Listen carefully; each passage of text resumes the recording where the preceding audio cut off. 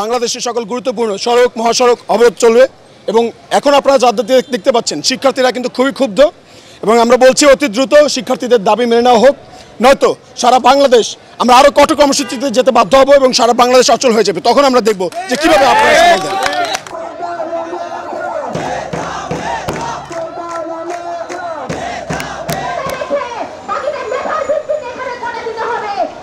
এখন শুধু হাইকোর্টের উপর নির্ভরশীল নয়, আমরা নির্বাহী বিভাগের প্রতি আহ্বান জানাই, প্রধানমন্ত্রীর প্রতি আহ্বান জানাই, আপনারা সরকারি চাকরির প্রত্যেকটা গ্রেডেই যৌক্তিক পর্যায়ে নেই সর্বোচ্চ 5% করার মধ্যে রাখবেন। আজকে রায় বের হওয়ার পর আমাদের কমিটি সিদ্ধান্ত নেবে পরবর্তী পদক্ষেপ আমাদের কি হবে সেটা সম্পর্কে এখনো আমরা অবগত নই।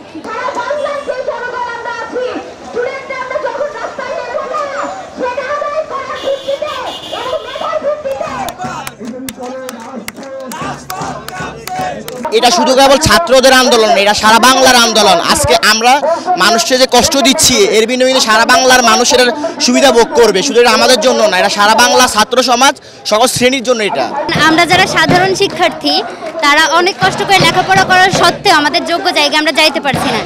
আপনি একটা জিনিস দেখেন যে আমি যদি 80 মার্ক পায়ে একটা জায়গায় চান্স পাচ্ছি না, কিন্তু যার মুক্তিযোদ্ধা কোটা আছে সে কিন্তু 50 মার্কেই চান্স পেয়ে যাচ্ছে।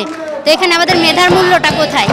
তো এই জন্য আমরা চাচ্ছি না যে কোটা একেবারে নিপাত যাক, আমরা চাচ্ছি যে বৈষম্যমূলক যে কোটা সেটা চলে যাক। যেমন প্রতিবন্ধীদের যে কোটা এটা যদি আরেকটু বৃদ্ধি করে আমাদের এটা নিয়ে কোনো সমস্যা নাই, কারণ আমরাও চাই যে তারা এগিয়ে আসুক, পিছিয়ে পড়া যে জনগোষ্ঠী তারা এগিয়ে আসুক। কিন্তু এই যে মুক্তিযোদ্ধা কোটা, পোষ্য কোটা, এগুলো যে কোটাগুলো আছে এগুলো যাতে মানে ভারসাম্যের পর্যায়ে নিয়ে আসে, সেই জন্য আমাদের এক দফা দাবি।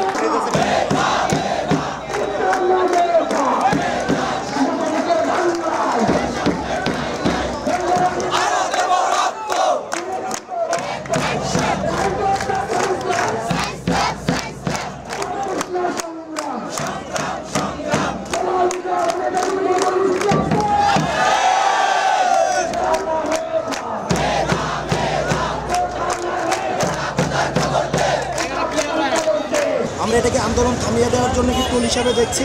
আমাদের দাবি নির্বাহী বিভাগের কাছে, নির্বাহী বিভাগ যতক্ষণ পর্যন্ত না একটা কমিশন গঠন করে দিয়ে কোটার যৌক্তিক সংস্কারের কোনো সুস্পষ্ট ঘোষণা দিচ্ছে ততক্ষণ পর্যন্ত আমরা আন্দোলন চালিয়ে যাব।